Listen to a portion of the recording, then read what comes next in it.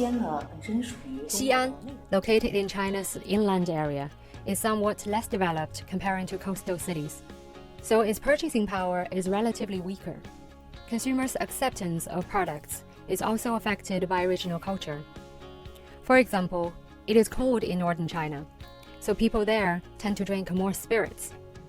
Since wine is of lower alcohol content, its market development process in northern China is relatively slow.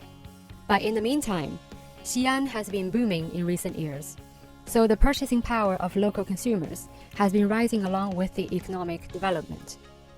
Moreover, regardless of age and social class, consumers' desire for healthy and high-quality life is consistent, so the potential of the local market is still great. Xi'an actually a very interesting city to actually comment on. At current, Xi'an have over 10 million people, but when you compare to 2016, the city inhabitants only have around 8.5, 8.6 million people.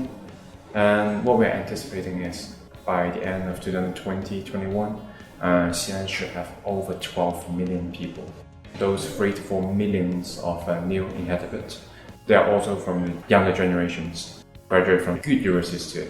By many ways, Xi'an is actually a young market with a lot of growing potentials.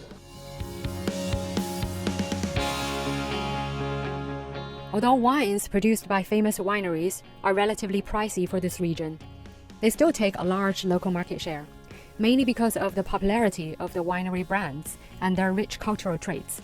Since the wine culture is profound, consumers who are not familiar with wine tend to choose products of famous wineries such as Chateau Lafite or Chateau Latour.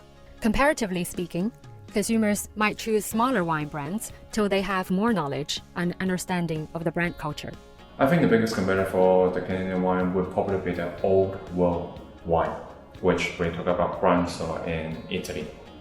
People do tend to buy into the story that the old world wine is probably tend to be better of France and Italy, because Xi'an is a very immature market in many ways. So people do tend to go to the safer way to choose their product, which traditional country of wine which producing from, which is France and Italy. Canada is part of the New World wine region.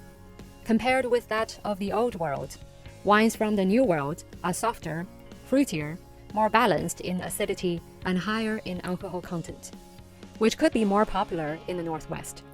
Canadian ice wine is very characteristic and renowned. Consumers around Xi'an like ice wine because of its sweet taste, which is very much in line with the taste choices of people in northern China. And it is also easy to match with food, such as desserts.